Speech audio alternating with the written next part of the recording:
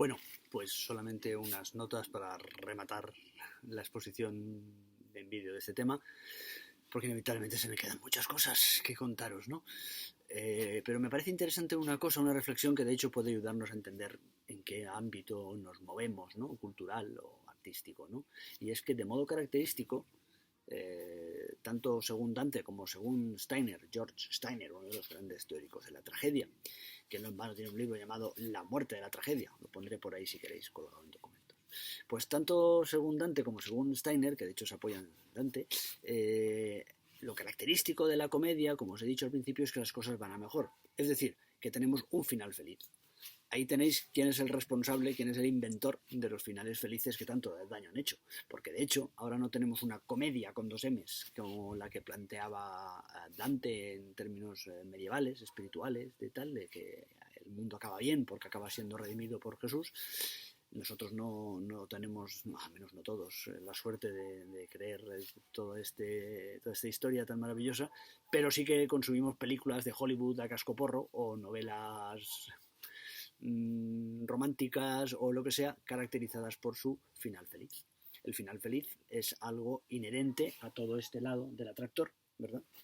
Sobre todo al ámbito de la comedia y el modo de lo posible.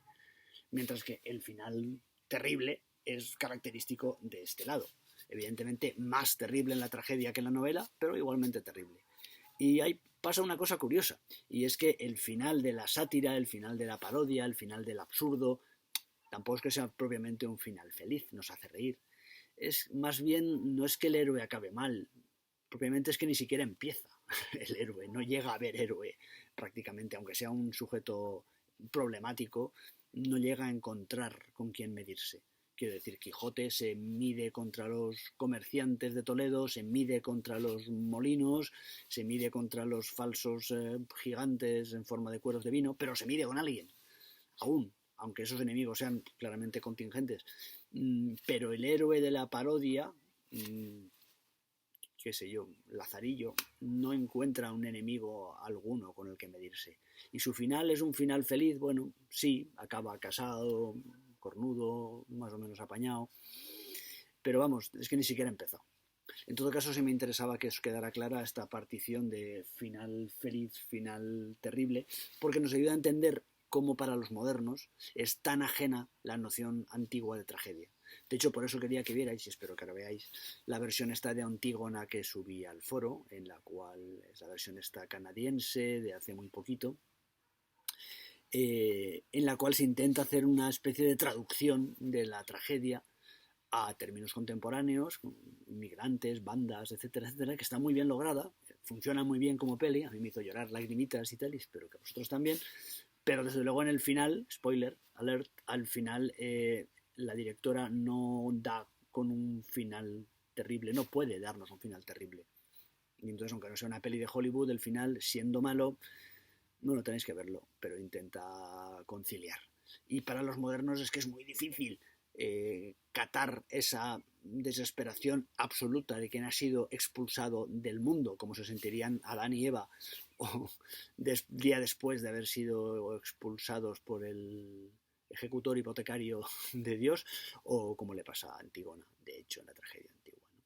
O sea, esa soledad de estar fuera del cosmos necesita que haya algo así como un cosmos, necesita que haya una necesidad en el sentido nuestro repertorial, fuerte, tramada, coherente y tal, fuera de la cual estamos prácticamente muertos, como le sucede a Coriolano.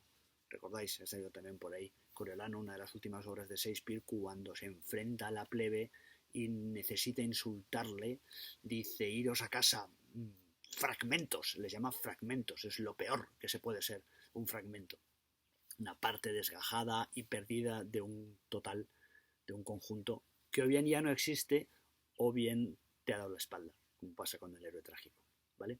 Entonces quería que entendierais esta radicalidad de la historia, porque a partir de aquí lo vamos a poder aplicar.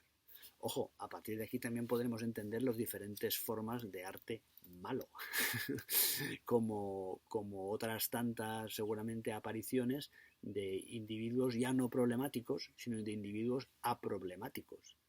Eso es lo que sucede con personajes como James Bond, o, por decir alguno, o Tom Cruise en Misión Imposible o en El legado de Bourne, todos estos tipos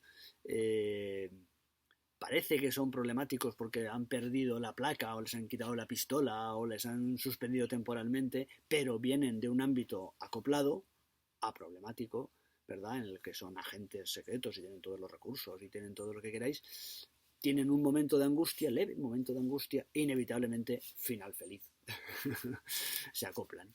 Entonces, bueno, estará bien que analicemos pues, pelis, teatros, poesías y tal, malas, kitsch, que seguramente tengan en común la falta de problematicidad de ese individuo y la falta de seriedad de ese conflicto.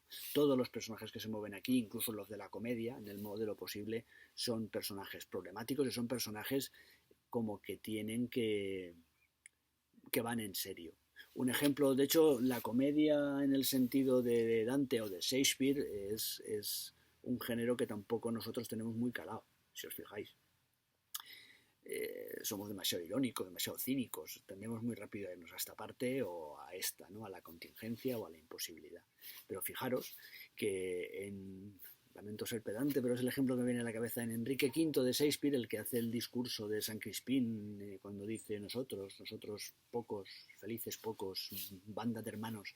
Pues cuando dice esto está explicando, está ordenando la batalla y tal, se le aparece uno de sus soldados y dice, ¡ay, que vienen los franceses! Dice, tenemos que preparar todo. Y Enrique V le contesta, si nuestras mentes están preparadas, entonces todo está preparado. Ese es el momento heroico del modo de la posibilidad. Ese es el gran momento del modo de la posibilidad que todavía resulta creíble.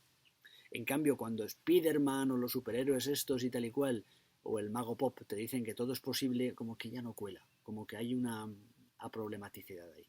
Pero bueno, vamos a dejarlo aquí de nuevo, que me cuelgo enrollado mazo. Y lo hablamos en el foro y sobre todo en la clase del jueves, ¿vale? Venga, chao.